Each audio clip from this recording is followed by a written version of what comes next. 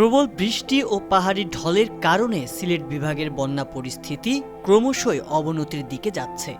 গেল ৩০ মে প্রথম ধাপের বন্যার ধকল কাটিয়ে ওঠার আগে ১৭ জুন থেকে আবারও বন্যা দেখা দেয়ায় সিলেট নগরী ও সুনামগঞ্জ জেলা শহর সহ বিভাগের বিভিন্ন এলাকা এখন পানির নিচে। জেলার সুরমা, কুশিয়ারা, সারি ও সারি-গোয়াইন নদীর ৬টি পয়েন্টের পানি এখন বিপদসীমার ওপর দিয়ে প্রবাহিত হচ্ছে।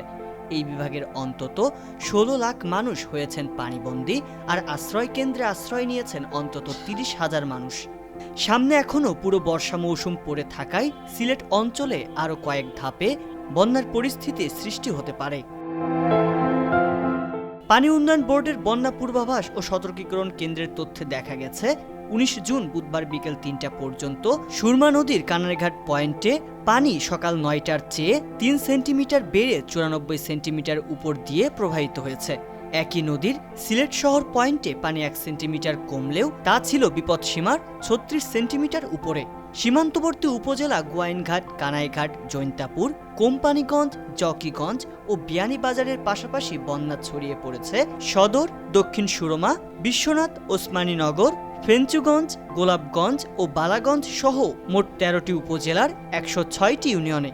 তবে ভারতের চেরাপুঞ্জিতে বৃষ্টিপাতের হার কমে আসায় পরিস্থিতি কিছুটা উন্নতি হতে পারে। পাহাড়ি ঢলের কারণে সিলেটে বন্যা পরিস্থিতির অবনতি হয়। চেরাপুঞ্জিতে বৃষ্টি কম হলে সিলেটে বন্যা পরিস্থিতি উন্নতি হবে। সুরমার পানি যত কমবে, নগরীর নিচু এলাকার পানিও নেমে যাবে, এমনটাই বলছেন সংশ্লিষ্টরা। আবহাওয়াবিদ ও পরিবেশ বিশেষজ্ঞরা বলছেন, বন্যা ও বৃষ্টির পানির চাপ কোনো ক্রমেই নিতে পারছে না সিলেট।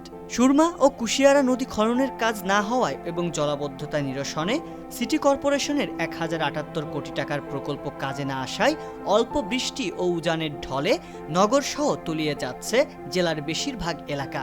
এর আগে ২০২২ সালের জুনের মাঝামাঝি সময়ে সিলেট সুনামগঞ্জ অঞ্চলে স্মরণকালের ভয়াবহ বন্যা হয়েছিল। ওই বন্যায় ২ জেলায় প্রায় ৩০ লাখ মানুষ ক্ষতিগ্রস্ত হয়।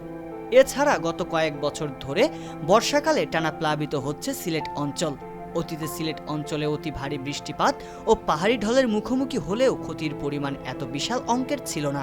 তবে সাম্প্রতিক বছরগুলোতে বড় বড় প্রকল্প হাতে নেওয়ার পরও কেন পরিস্থিতির উন্নতি নেই, তা নিয়ে জনসাধারণের মনেও তৈরি হয়েছে প্রশ্ন। ভারতের মেঘালয়ে সৃষ্ট অতিবৃষ্টির পানির বেশিরভাগ বহন করে সুরমা ও কুশিয়ারা নদী। তবে নাব্যতা সংকটের কারণে এই বিশাল পরিমাণ পানির প্রবাহের সক্ষমতা নেই নদীগুলোর।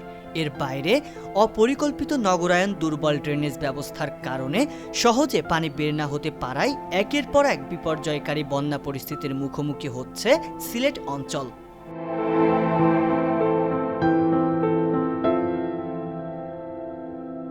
সংবাদ, ফিচার ও অনুষ্ঠানের জন্য ভিজিট করুন সংবাদ প্রকাশের ওয়েবসাইট এবং যুক্ত থাকুন ফেসবুক পেজ ও ইউটিউব চ্যানেলের সঙ্গে।